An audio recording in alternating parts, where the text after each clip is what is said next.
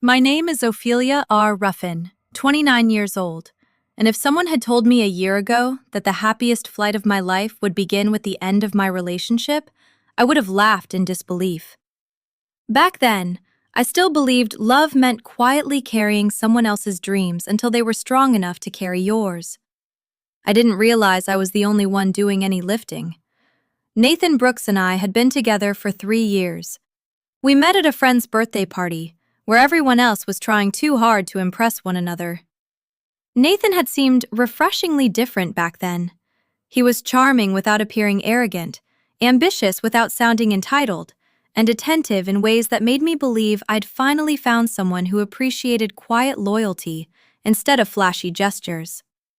I fell for that version of him completely, never realizing it wouldn't last forever. By the time our third anniversary arrived, our lives looked stable from the outside. I worked as a senior software engineer, spending long days solving problems most people never noticed. Nathan worked in digital branding, where image often mattered more than substance. While I carefully saved money for an engagement ring and a future home, he spent hours studying luxury travel accounts and influencers whose entire lives seemed designed to make ordinary people feel inadequate. His closest friends only made things worse. Brandon loved measuring success through expensive watches and imported sports cars. Tyler treated every conversation like a competition, constantly reminding everyone how much money someone else was making. Whenever the three of them got together, the evening inevitably turned into a contest about vacations, designer labels, or exclusive restaurants that required reservations months in advance. One Saturday morning, Nathan invited me to brunch with them at a trendy cafe downtown called The Perch. The place looked beautiful enough to belong inside a magazine. Every table was decorated with polished marble, fresh flowers, and carefully arranged dishes that seemed created more for photographs than for eating. Even before we sat down, I had the uncomfortable feeling that I didn't belong there. Brandon was already talking loudly when we arrived. "I'm telling you," he laughed while showing everyone photos on his phone, "if you're buying the standard model, you might as well admit you've given up." Tyler burst into laughter, while Nathan smiled along, eager to be included. Then Brandon noticed me listening and casually asked, "What do you think, Ophelia? You're the practical one." I smiled politely before answering. "I think if a car gets you safely where you're going, it already did its job." The table went quiet for half a second before Tyler chuckled. Brandon smirked into his coffee. Nathan gently squeezed my hand beneath the table, but it wasn't affectionate. It felt like a warning, silently asking me not to embarrass him in front of his friends. A few minutes later, Brandon dramatically slid his phone across the table again. "Forget cars," he announced. "Look at this." On the screen appeared an unbelievable villa in Bali, complete with infinity pools overlooking the jungle, private chefs, and 6 luxurious bedrooms. Even I had to admit it looked breathtaking. Nathan leaned forward immediately. "That's incredible." Brandon grinned. "Peak season next month. My cousin almost booked it but changed plans. It's still available." Nathan's eyes practically sparkled. I recognized that expression. Every time he looked at something expensive, it wasn't admiration, it was envy. Nathan barely waited until we got home before bringing the subject up again. The excitement he had been hiding at brunch exploded the moment the apartment door closed behind us. He tossed his keys onto the counter, loosened his jacket, and pulled out his phone, already scrolling through photos of the villa Brandon had shown us. "You have to admit that place is unbelievable," he said without looking at me. "It is beautiful," I answered honestly while placing my purse on the kitchen chair. He smiled, taking my agreement as encouragement. "I've been thinking about it all afternoon." I already knew where the conversation was heading. Instead of making dinner, Nathan stood in the middle of the living room with the villa photos still open on his screen. His expression wasn't hopeful anymore. It was determined, almost rehearsed, as though he'd practiced this conversation several times before I arrived home. We need to talk. I quietly sat on the couch.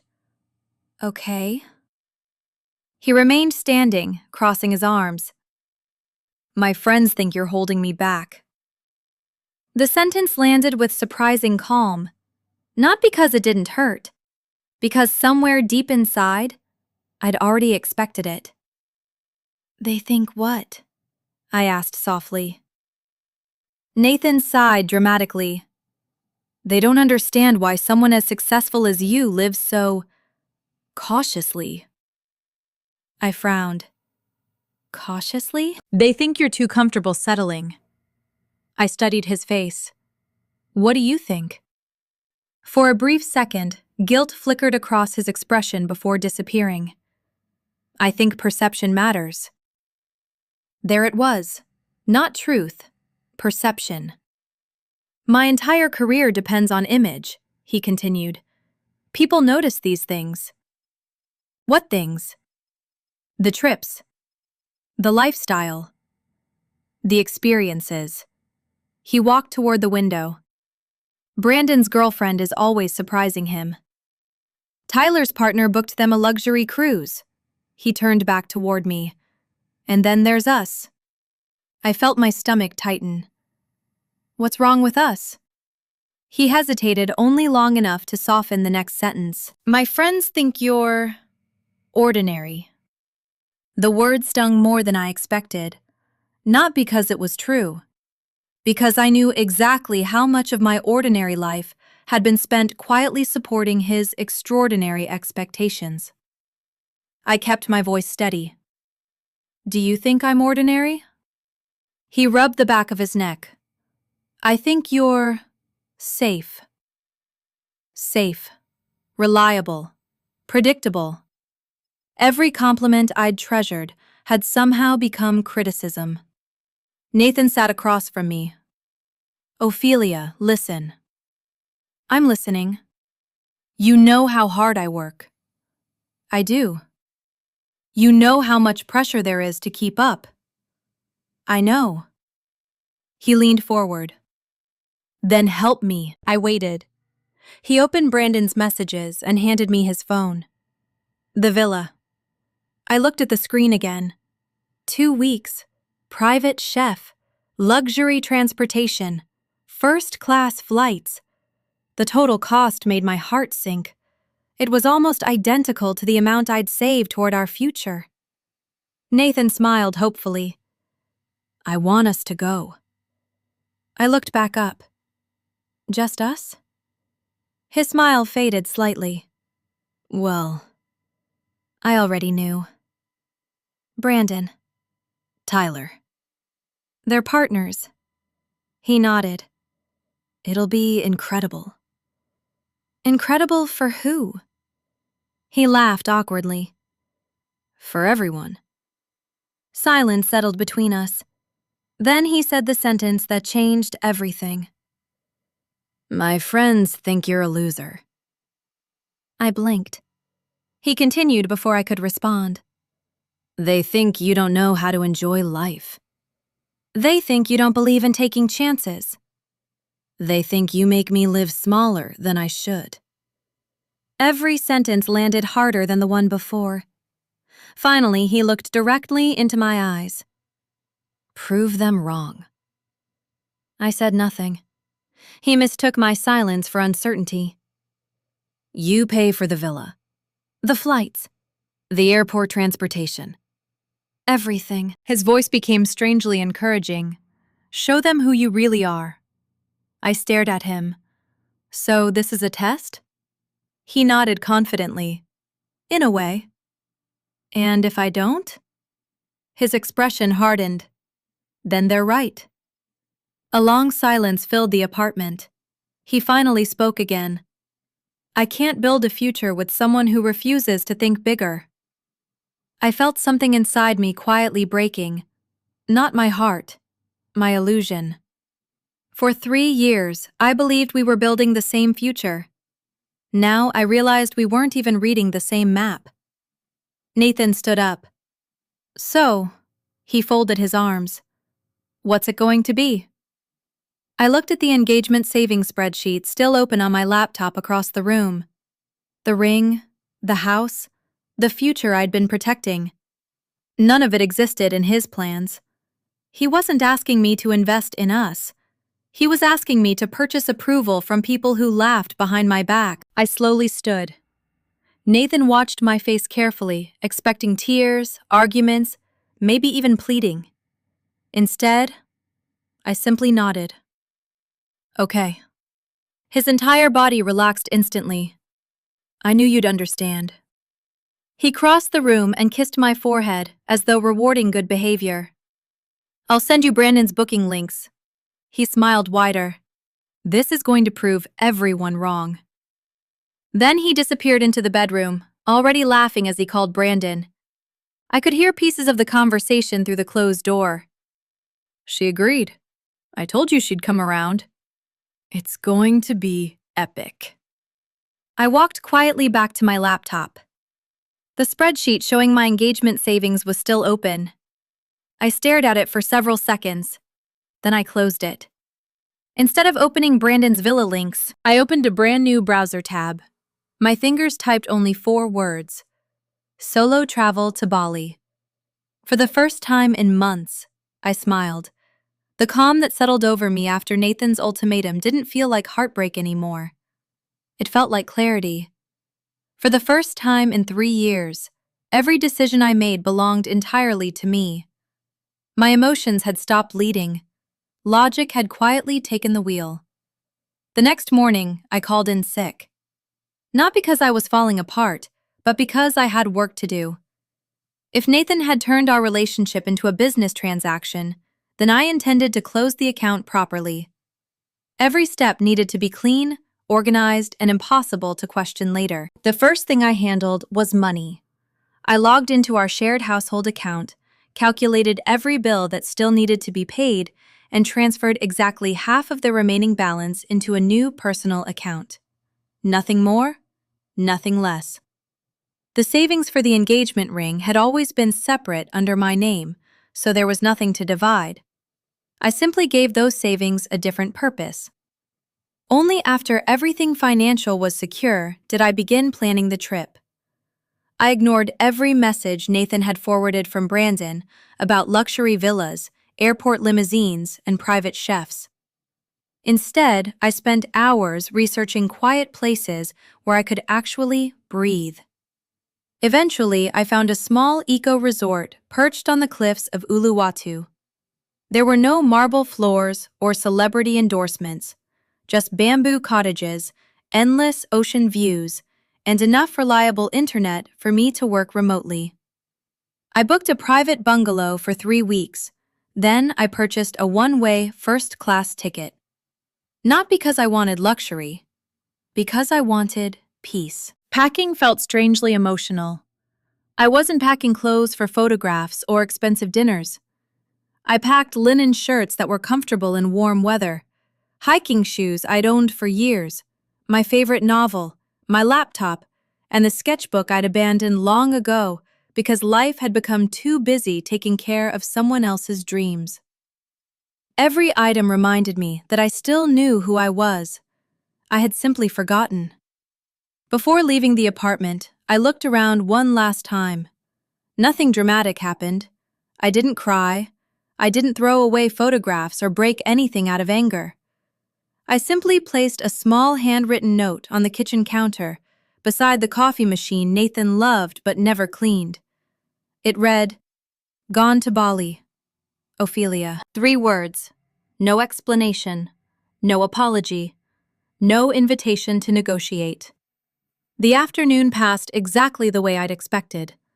Nathan and his friends spent hours shopping for designer clothes they planned to wear during the vacation they believed I was financing.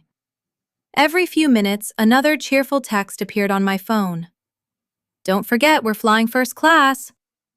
Brandon says the villa has a dress code for dinner. Tyler found an amazing beach club. Book us window seats. This trip is going to prove everyone wrong. I never answered a single message. By 7 that evening, my suitcase was already sitting beside the front door. I ordered a car to the airport, took one last look around the apartment, and quietly walked away. I didn't feel like I was leaving home. I felt like I was leaving a performance that had finally reached its last scene. The airport surprised me.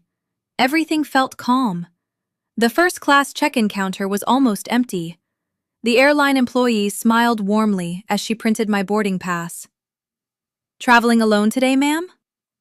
I smiled back. "Yes."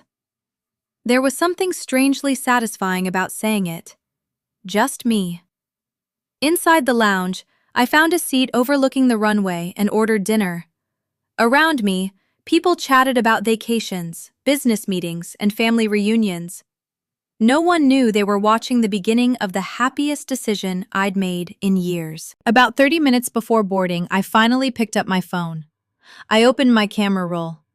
The photo of the handwritten note appeared on the screen. I attached it to a new message addressed to Nathan. Without adding a single extra word, I pressed send. Then I powered my phone off, removed the SIM card, placed it inside my carry-on. For the next day, nobody would be able to reach me. The flight itself felt unreal. I watched movies I barely paid attention to, enjoyed the surprisingly good food, and slept more peacefully than I had in months. When the captain announced we were beginning our descent into Bali, I opened the window shade. The sunrise painted the clouds in shades of gold and coral. For the first time in a very long time, the future didn't scare me. A driver from the resort met me outside the airport, holding a sign with my name, Ophelia R. Ruffin.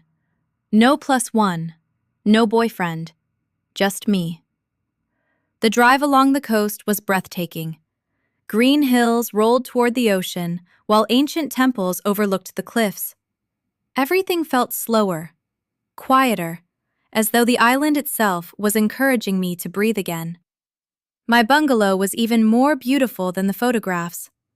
I unpacked slowly, changed into lighter clothes, and walked toward the infinity pool overlooking the Indian Ocean. A staff member kindly offered to take my picture. I wasn't posing. I wasn't trying to impress anyone. I was simply smiling. A real smile. Later that afternoon, after connecting to the resort's Wi-Fi, I logged into Instagram for the first time in weeks. I uploaded the photo. Then I wrote a single caption. Sometimes proving people wrong doesn't mean giving them what they want. It means finally giving yourself what you deserve. At the very end, I added one more line. Hashtag, prove them wrong. Then, with a small smile, I tagged the exact luxury villa Nathan believed he would be checking into that same day. I hit post, closed my phone, ordered a fresh coconut, opened my book, and let the ocean answer everyone else for me. For nearly 24 hours, I forgot my old life existed.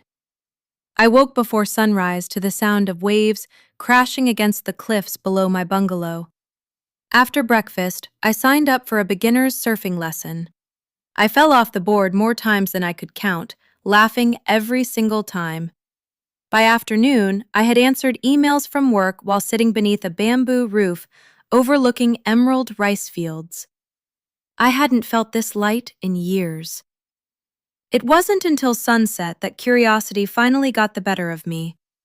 I inserted my new local SIM card, connected to the resort's Wi-Fi, and logged into my cloud account. Within seconds, my phone exploded with notifications. The screen kept scrolling long after I stopped touching it. Missed calls, text messages, voicemails. More notifications arrived every few seconds, as though my phone had suddenly remembered an entire lifetime at once. The missed call count finally stopped at 73. Almost every one of them came from Nathan. The rest belonged to Brandon, Tyler, Nathan's mother, and several numbers I didn't even recognize. I opened Nathan's messages first. The earliest one had arrived only minutes after I sent the photograph of my handwritten note. Ophelia, where are you? This isn't funny. Call me immediately. Did you already leave? Then came the messages sent after my Instagram post appeared. What did you do? We're standing at the airport. The villa says there's no reservation. Answer your phone! Please tell me this is some misunderstanding. I quietly sipped fresh coconut water while reading each message without feeling the slightest urge to reply. Eventually, I opened the first voicemail. The background was loud with airport announcements. Ophelia, please pick up. The reservation isn't here. Brandon says maybe you booked it under another name. Just call me so we can fix this. His voice still carried confidence. He genuinely believed everything could still be solved. The second voicemail arrived an hour later. This time, the confidence had disappeared. We're at a hotel near the airport. Brandon's furious. Tyler won't stop yelling. Please, if this is because of what I said, we can talk about it. I continued listening. The third voicemail came several hours later. His breathing sounded uneven. I know you're angry. I understand that now. Just call me back. Then came Brandon's message. Congratulations, you embarrassed all of us. Nathan told everyone you'd already paid. You made him look like an idiot. I smiled faintly. No, Nathan had done that himself. The following morning, another series of messages appeared. This time, they were from Nathan's mother. Ophelia, sweetheart, there must be some misunderstanding. Nathan says you disappeared. Relationships require communication. Please call us before this gets worse. I deleted every message without responding. Around lunchtime, another voicemail arrived from Nathan. This one sounded completely different. Brandon and Tyler had apparently abandoned him. I don't know what happened. They left. They booked another flight. They said I embarrassed them. He laughed bitterly before continuing. I guess they weren't really my friends. For the first time, I almost felt sorry for him. Almost. Then I remembered him standing in our apartment, calmly explaining that I needed to prove I wasn't a loser. The sympathy disappeared. Late that evening, another message arrived. I'm sorry. Nothing else. Just those two words. I placed my phone face down on the table. Outside, the sky slowly turned orange as another sunset settled over the ocean. The following days became the happiest I'd experienced in years. I visited ancient temples carved into cliffs overlooking the sea. I learned traditional Balinese wood carving from a local artist. I spent mornings answering work emails from open-air cafes where the only background noise came from birds and distant waves. For the first time since college, I started sketching again. Each drawing reminded me of someone I'd nearly forgotten. Myself. Nathan's messages continued arriving every day. The anger slowly disappeared. Desperation replaced it. Please, talk to me. I understand now. I never should have compared you to anyone. I was trying too hard to impress people who don't even care about me. Then came the message that made me finally understand how completely everything had fallen apart. Brandon told everyone I failed the boyfriend test. He said I couldn't even convince my own girlfriend to stay. They've cut me out completely. I stared at those words for several seconds. The same people Nathan had desperately wanted to impress had discarded him the moment he stopped being useful. Exactly the way he'd been prepared to discard me. Karma rarely needs revenge. Sometimes, it simply allows people to experience the consequences of their own beliefs. On my final evening in Bali, I sat alone on the cliffs watching the sun disappear beneath the horizon.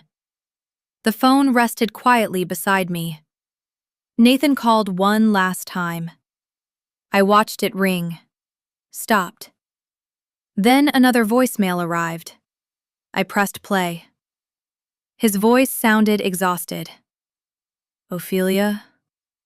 A long silence followed. I finally understand. Another pause. I spent 3 years asking you to prove your love.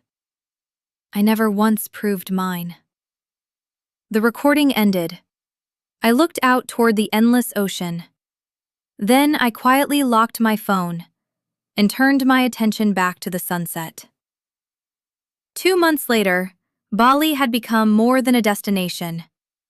It had become a turning point. I returned home carrying the same suitcase, but I wasn't the same woman who had packed it. I rented a smaller apartment closer to work, filled it with books, plants, and the sketches I'd started drawing again. The silence no longer felt empty. It felt earned. My career flourished after I returned. Without constantly worrying about someone else's expectations, I accepted projects I'd once hesitated to pursue. My manager noticed the difference almost immediately and offered me a leadership position I'd previously convinced myself I wasn't ready for. For the first time in years, I was building a future that belonged entirely to me. Around that time, I met Ethan Carter during a weekend art workshop. He was an architect with an easy smile and an even calmer personality. Unlike Nathan, Ethan never tried to impress me with expensive restaurants or stories about successful friends. Our first date was coffee and a walk through a botanical garden. He listened more than he talked, and when he asked questions, he genuinely cared about the answers. One chilly Sunday afternoon, I stopped by a neighborhood grocery store after visiting the farmer's market. My shopping basket held nothing glamorous: fresh vegetables, coffee beans, bread, and flowers for my apartment. I was comparing 2 different bags of locally roasted coffee when I heard a familiar voice behind me. "Ophelia?" I turned slowly. Nathan stood at the end of the aisle. For a moment, I barely recognized him. His designer clothes had been replaced by a simple jacket and jeans. The confident posture that once filled every room had disappeared. Dark circles rested beneath tired eyes, and his expression carried none of the arrogance I'd grown used to during our final months together. "Hi, Nathan," I said calmly. He took a hesitant step forward. "I wasn't sure it was really you." "It is." I've thought about this conversation 100 times. I waited quietly. I never imagined it would happen in a grocery store. A faint smile crossed my face. Life usually isn't as dramatic as people expect. He nodded, letting out a nervous laugh. I guess I deserve that. Silence settled between us. Finally, he looked down at the floor. "I've been going to therapy." "I'm glad." "I quit trying to impress Brandon and Tyler." "That's probably healthy." "They're not in my life anymore." I simply nodded. They were never really my friends. Another silence followed. Then he looked directly into my eyes. "I owe you an apology." "You've already apologized." "Not properly." He took a slow breath. "I spent 3 years asking you to become someone else." "I know." "I kept chasing people who only liked me when I had something to offer." "I know." "And I pushed away the one person who loved me before I had anything." His voice cracked slightly. "I'm sorry." I believed him, not because his words were perfect, because they finally sounded honest. "I forgive you, Nathan." Hope briefly appeared in his eyes. "Really?" "Yes." He smiled for the first time. Then I gently continued, "But forgiveness isn't the same as going back." His smile disappeared. "I was afraid you'd say that." "I know." "I still love you." I looked at him quietly. "No." He frowned. "You love the woman you lost." "She's standing right here." I slowly shook my head. "No. The woman standing here today only exists because she walked away from you." He lowered his eyes. "I understand. I think you finally do." At that moment, the front doors opened. Ethan walked inside carrying 2 reusable shopping bags. He spotted me immediately and smiled. There you are. He walked over naturally before noticing Nathan. Oh, sorry. I introduced them. Ethan, this is Nathan. They shook hands politely. Nathan looked at Ethan for several seconds before giving a small, tired smile. So, you're the guy. Ethan glanced at me before answering. I'm the lucky one.